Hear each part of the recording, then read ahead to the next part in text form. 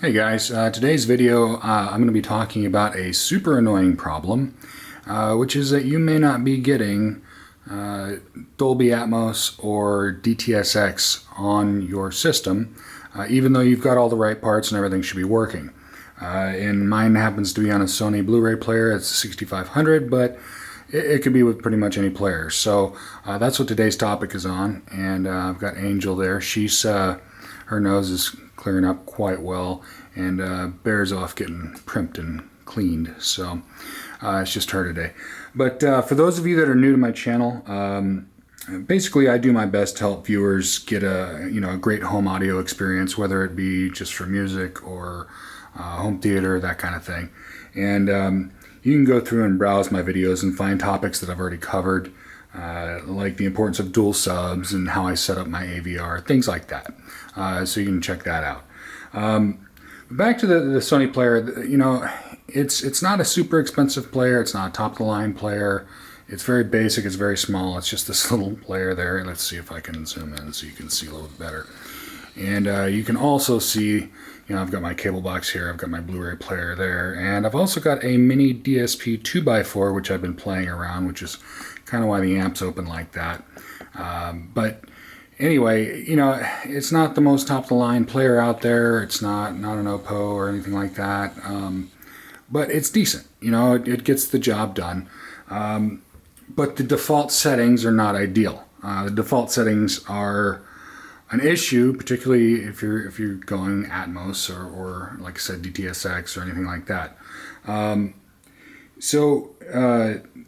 The default setting on the AVR, okay, on the 6200, that's the Denon X6200. Very nice amp. I enjoy it quite a bit. But the default setting on it is Dolby Surround. And, that's when you have it in surround mode anyway. So if you're playing just basic music or a regular, movie on Netflix or something like that, something that's not specifically stated as being surround or 5.1 or 7.1 or anything like that, everything pretty much defaults to Dolby Surround. Okay. Now, when you play movies that, at least in this situation, when you play movies on Netflix or regular kind of mixed movies through the Sony player, then you get DTS2, okay? And so you see that there's a change. You see that, okay, I didn't just go from, it's not still in just Dolby Surround, it's DTS2 or whatever it is. And so you see that change has gone through, and in your mind you're thinking, okay, it's making the switch. It's full on now, and you make that assumption. And I did that. I thought, okay, this is different now, and it's definitely different than just basic, the basic Dolby Surround. But it definitely fooled me for a bit, and I know I'm not the only one out there, and I've seen this topic come up in some forums and things like that. So it's just kind of annoying. So, as you guys know, I've recently gone full immersive or object-based surround. I've got the elevation speakers, the heights and front and rear. So I'm running a 5.2.4. So I've got 4 surrounds, or 4 heights, I'm sorry. And so, in this basic configuration, it does sound good. It's not like it's a bad sound or it's horrible or anything like that. I like it. It's nice. Even with some music and stuff like that, I get that elevated sense, and it's a really nice setup. I wasn't unhappy with it, but I did, one of the complaints that I had, when I did the elevation review, which, by the way, when I did that, I did not know about this. So when I did the elevations review, I was not getting the full Atmos effect. I'm still really happy with them, and I still am extra happy with them now, I'll tell you that. But I don't know, I felt like there wasn't enough separation between channels. So, as you can see here, I've got the front channel and then a satellite up there, and so that's a pretty good separation. but I was still like, oh, maybe they need to be on the ceiling, you know, to really get the full effect. Maybe, you know, because I felt like it wasn't quite there. And so, and also I'm just getting in, you know, this is my first Atmos receiver. And so I'm still kind of getting used to it. It's not that foreign to me. I had an X2000 before the X6200, so same brand, same line, so to speak. But I still wasn't 100% familiar with everything. And so I started digging around, and I was curious. I wanted to know what each label meant as I went through, and, you know, as the label comes up in the screen, what does it mean? What am I getting? Is it true HD? Is it this? Is it that? And so I got online and I looked at the, you know, I looked at the manual to find out what's there, what's working, what isn't. And by the way, I'll probably never know everything that amplifier does. I mean, these things are complex. It's not, they're not just simple plug and play. There's a lot to learn about them. So, and you know, I probably could learn every single nuanced thing, but a lot of it just doesn't apply to me. So, you know, but these things are complicated. So anyway, I got in there and I started looking around, and I discovered that there was an actual Atmos label and an actual DTSX label when you are getting those programs. And I wasn't getting them. I was just getting the, you know, DDS2 or whatever it was. And so I'm like, what is going on here? And so, and I already switched, you know, for those of you that don't know, I use audio return channel, which is one of the reasons I like the Denon better than the Marantz, because the Marantz had the small portal display. But I usually run my Blu-ray player through my TV and then have it do all the switching and then run that through the audio return channel into my AVR. Makes everything simple. Plug everything in. It all works. It's just, it's simplified. But I wanted to learn more about the on-screen menu on the Denon and things like that. So I had to run the Blu-ray player through the Denon instead of through the TV. And I thought that would also eliminate any chance that the TV might be having an impact on the Atmos signal. But there was no change. Everything was just the same. It didn't seem to affect anything. I don't know if running it through the TV would affect any of this stuff that I'm talking about. I haven't tried that yet. I don't know. I may tinker with that later on, but as of right now, I'm just talking about the Blu-ray player settings. Now, let's go ahead and switch over to the Blu-ray player so you guys can see what I'm talking about. So I gotta switch over to my Denon, and then I gotta switch the Denon over to the Blu-ray. All right. So now I'm on the Blu-ray disc player, and now, consequently, I can see the on-screen menu and see what's going on, see everything that's coming through. So, you know, you get to see everything. You get to see your active speakers, you get to see your input signal and all that good stuff. So there's a good benefit to using the on-screen display, which is one of the things I wanted to get to know. But what I want to show you here, let's go to the home menu of this. I've got Dracula in there right now, which is the Blu-ray version is actually Dolby Atmos. Let's see, did this go? No, it didn't go. All right. And so I've only got 3 Atmos movies right now. I've got, you know, Secret Life of Pets, you guys know that. And I've got San Andreas 3D. And then I've got Dracula. And the new version, the Blu-ray version, is Atmos. The old version is not, but that's why we already had this. You know, we already had the the DVD version, but we went out and got this specifically because it had Atmos, and I'll talk about that here in a minute. All right, so we go up to the setup menu, and let's see. I'll kind of zoom in a little bit so we can get a little more clear here. All right, so we go down to the audio settings. All right, so you know, all these settings, what does each one do? You have to look it up. I mean, really, you have to look up everything and find out what each thing does. Now, what I'm going to do is I'm going to, let's see, resetting. Is this the thing I want to do? Yeah, okay. Reset to factory default. So I'm going to show you guys, I'm just going to reset the audio settings to factory default. Yes, I want to do that. So start, settings complete, doesn't take very long, very simple process. So this is the way it comes from the actual, this is the way it comes out of the box, okay? Now, so this is the way it came.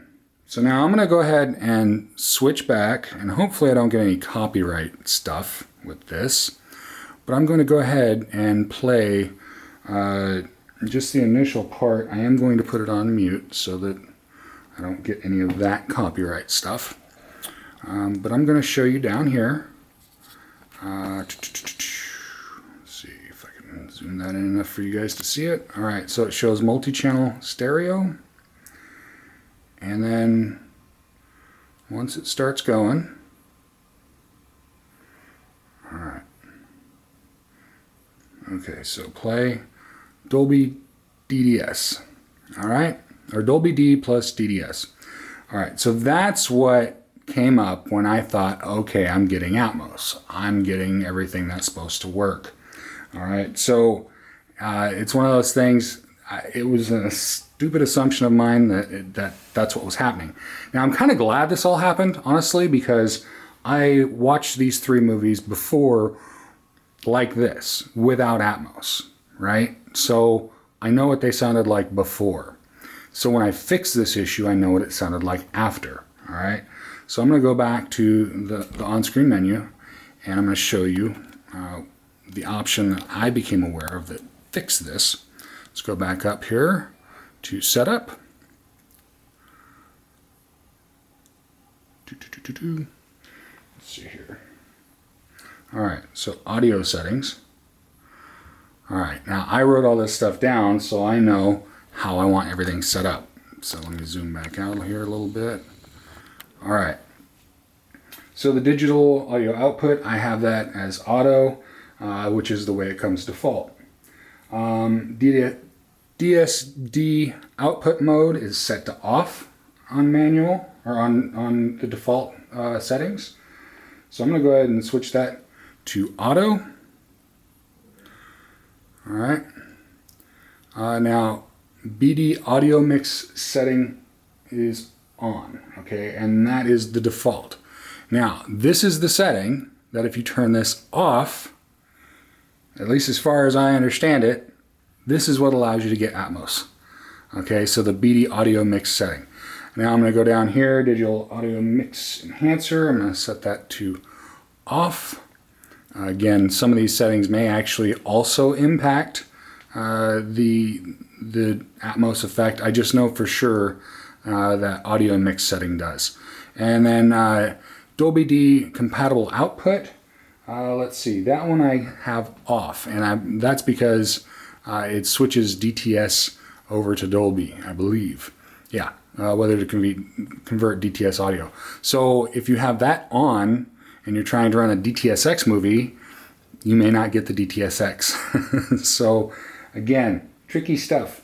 Audio DRC is auto, I leave it there. And the down mix, you can leave it to stereo or surround. I set mine to surround.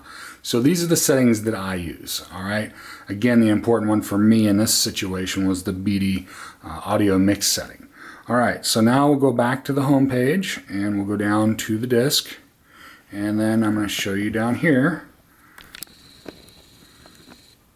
All right, hopefully you guys can see that, multi-channel, and everything's kind of switching around.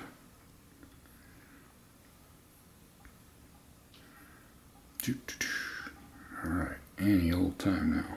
Not the fastest player, by the way, but not the slowest either. But you know, it's not amazing. It's not lightning quick. All right, so now I'm switching to actual Dolby Atmos. All right, so that's just one of those things that it'd be nice if they would have included that in the. Let's see, I'm going to zoom back out here so you guys can see the on-screen menu. It'd be nice if they would actually include the fact that, hey, if you use this setting, it's going to upset Atmos or DTSX or anything like that.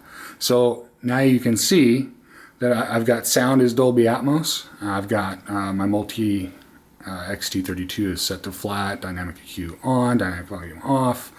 It shows the active speakers, and if I actually play this for a second, it'll show the active speakers that are going. So, you know, so this is, you're actually getting the Dolby Atmos this way, all right? So, you know, it's one of those things, guys. I don't know. It was amazing to me, the difference that I heard with this. Because it wasn't just, oh, I'm getting these settings now. It was, wow, this is a whole different movie, okay? Let me go back to my web browser there. All right, so, because I don't want to get a copyright infringement on that kind of thing. I shouldn't, but I don't know. I'm just kind of weird about that stuff. But anyway, so, you know, if they had identified what it was, if they had identified the settings and said, okay, this will affect it, that'd be one thing, but it doesn't. And so that's a major, and the fact that it comes out default like that, there's a lot of people out there that could be having their Blu-ray players like this and have no idea. They think they're getting Atmos or DTSX, and they're just getting basic stuff. And, you know, but what's the difference? Okay, and keep in mind, in order to get all of this, you need to have all the equipment. You need to have, you know, a Atmos receiver. You need to have Atmos movies. Everything has to be Atmos compatible. Most Blu-ray players are, you know, it's not a big deal, but they have to be set right, obviously. But, you know, like the rat scene, or not the rat scene, the castle scene during Dracula, where the guy's just getting there and he's just meeting Dracula for the first time. The difference, man, I cannot explain the difference. I mean, before it was just like, oh, okay, yeah, there's a lot going on here. You know, you could hear things off in the distance, da da da.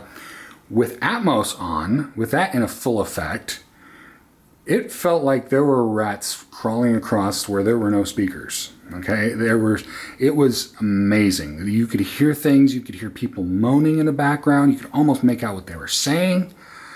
All of this I didn't hear when I had it in just Dolby Surround plus DTS.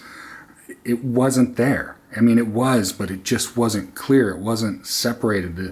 The effect just wasn't there. I mean, the movie sounded really good that way, but it sounded so much better in Atmos. I mean, man, the difference was amazing, and the dynamics in the sound itself was so impressive. It was just, I don't know, this little upgrade, this little thing was just so worth it to get this switch to actually play Atmos.